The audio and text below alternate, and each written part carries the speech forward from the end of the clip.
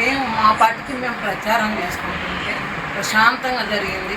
అందరం భోంచేద్దాం కదా అని ఒక ఇంటి దగ్గర ఆగాను. ఒక్కసారిగా మా మీద దాడి చేశారు. ఆడవాళ్ళని కూడా చూడకుండా ఇది ఏమన్నా బ్రహ్మారెడ్డి ముఠాకి ఏమన్నా న్యాయంగా ఉందా?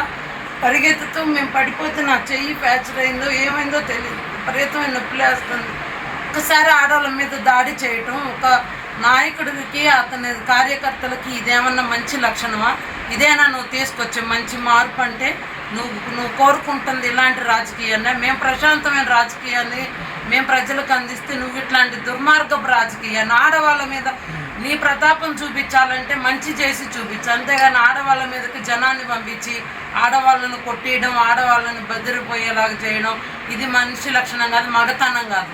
నీకు దమ్ము ధైర్యం ఉంటే చేత అయితే ప్రజల్ని కాళ్ళ బతిలాడుకొని మంచితనాన్ని చూపించుకోవాలి. కానీ ఇలా ఆడవాళ్ళ మీద పంపి రోజు ప్రశాంతంగా ప్రచారం చేస్తుంటే ఈ సిరిగిరిపాడు వచ్చిన తర్వాత ఈ రాజకీయ కక్షలు ఏంటి అంటే కడుపులో మీరు ఎంత కుట్ర పెట్టుకుంటే ఒక్కసారి మేమందరం ఒక చోట ఉన్నప్పుడు దాడి చేశారు.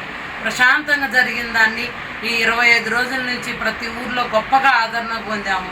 ఈ ఊర్లో అంతకంటే ఎక్కువ ఆదరణ మాకు వస్తుందని చెప్పి కడుపులో కక్ష పెట్టుకొని ముఠాగా వచ్చి ఒక్కసారిగా మా మీద దాడి చేశారు. చూడండి ఎంతమంది దెబ్బలు తగిలి ఇంకా చాలామంది కింద పడ్డారు. ఏమన్నా న్యాయంగా ఉందా? దయచేసి అందరూ కూడా చూడండి. ఇది రేపు బ్రహ్మారెడ్డి కానీ చంద్రబాబు నాయుడు కానీ వస్తే జరిగేది ఇదే. ఆడవాళ్ళని ఇలా చేశారంటే రేపు మగవాళ్ళని ఏం చేస్తారు? మమ్మల్ని బయట తిరగనిస్తారా రేపు వీళ్ళు అధికారంలోకి వస్తే? దయచేసి మిమ్మల్ని వేడుకుంటున్నాం అమ్మా, ఇప్పుడైనా కళ్ళు తెరిచి చూడండి, మమ్మల్ని చూడండి, మా బాధ చూడండి. ఎంత బాధగా ఉందో మాకు తెలుసు.